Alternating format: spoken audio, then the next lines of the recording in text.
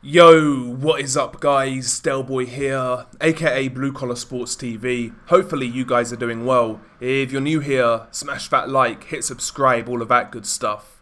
So this video is a quick preview for a fight that goes down on the 4th of October, featuring middleweight champion Janibek Alimkhanuly. He's fighting in Australia, defending his IBF middleweight title. Of course, Janibek is the IBF and WBO champion. According to BoxRec, the WBO is not going to be on the line for whatever reason. That may be a BoxRec error, not sure what's happening there.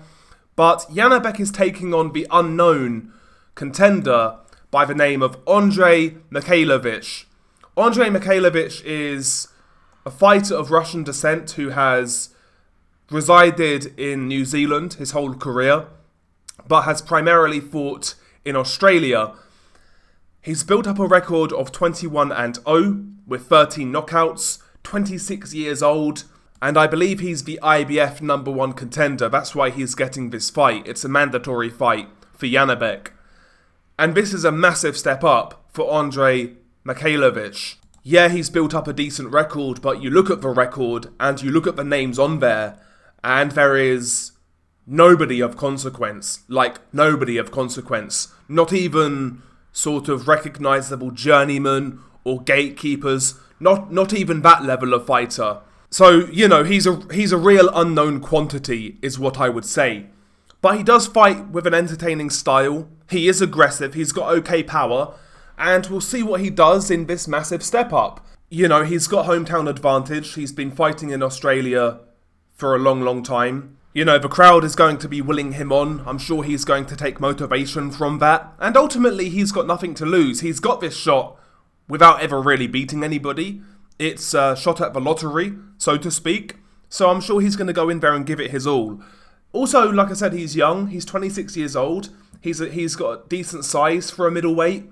He's about the same size as Janibek, but he does have a slightly longer reach. They're both exactly 5'11.5", but one interesting feature is that Mikhailovich has a 74.5-inch reach, whereas Janibek has a 71.5-inch reach. So Mikhailovich has a 3-inch reach advantage on Janibek. Whether that's going to be an issue in this fight for Janibek, we'll see. Primarily, Mikhailovich fights quite aggressively. He likes to close that space and bang the body, hook to the head, etc., fires uppercuts through the middle. But if he can try to utilise that reach and bring that straight right hand into play against the southpaw in Janibek, maybe he can find a home for it. I have tried to do a bit of due diligence and do a bit of research on Mikhailovich, you know, watch some of his stuff, some of his fights. I haven't seen a whole bunch, but I think I've seen enough. And like I said, he's an aggressive guy who likes to, like I said, close the pocket. He really likes to dig to that body. He really likes the uppercut through the middle, and primarily I think that's where he's most expressive in terms of like power punching and really going for it. And ultimately I would say that's his strength. He seems like a very physically strong guy with decent power. I'd say that's his best attribute, is like the pressure, his ability to fight up close and put shots together.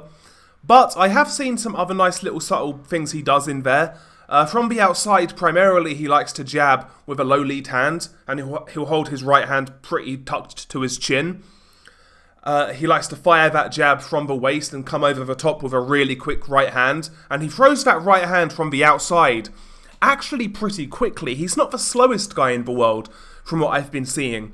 And I think that right hand of Mikhailovich from the outside, it may be a shot that he needs to implement more in this fight with Janibek. Janibek being the southpaw, of course, and, you know, they say the straight right hand is the southpaw's kryptonite. I felt, to a lesser degree, Denzel Bentley showed that at times. He was able to land that shot from the outside.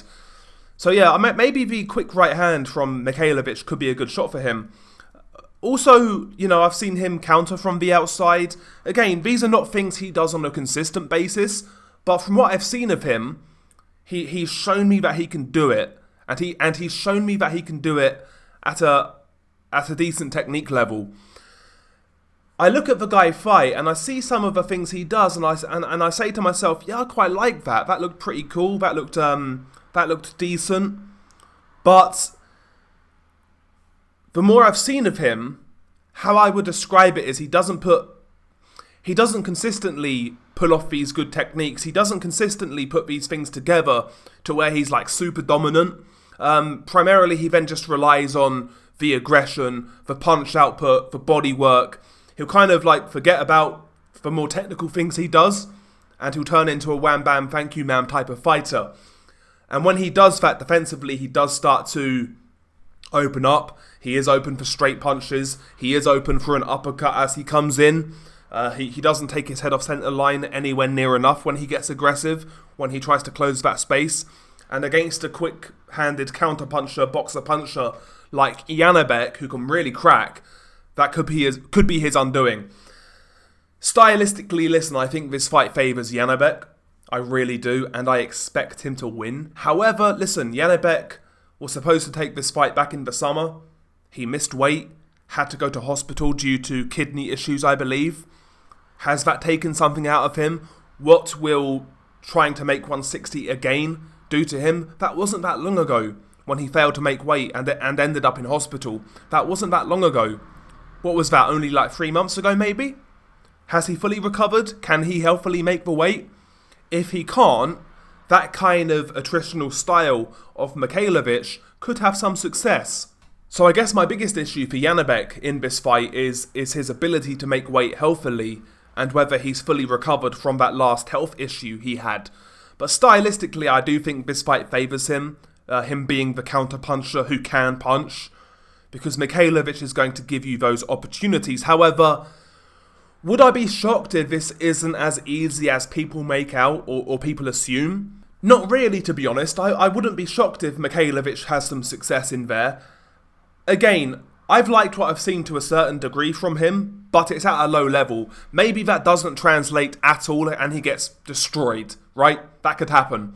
But again, from what little I have seen, I could see this guy giving Janibek some decent rounds, some decent work, maybe be competitive in 2 or 3 rounds kind of thing.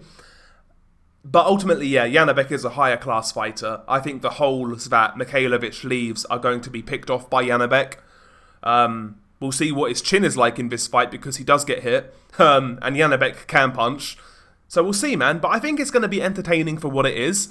I don't think Mikhailovich is a bad fighter from what little I've seen, but ultimately he's very unproven. So who knows, right? I'm kind of going off on a whim when I say I expect him to do okay. Mikhailovich, I think he'll do okay. But we'll see, man. Maybe I'm totally wrong. Maybe he gets blasted in a round or 2. But I kind of like what I see from him. I don't think he's a bad fighter by any means. But anyway, share your thoughts below. Beanie Guy Delboy, peace.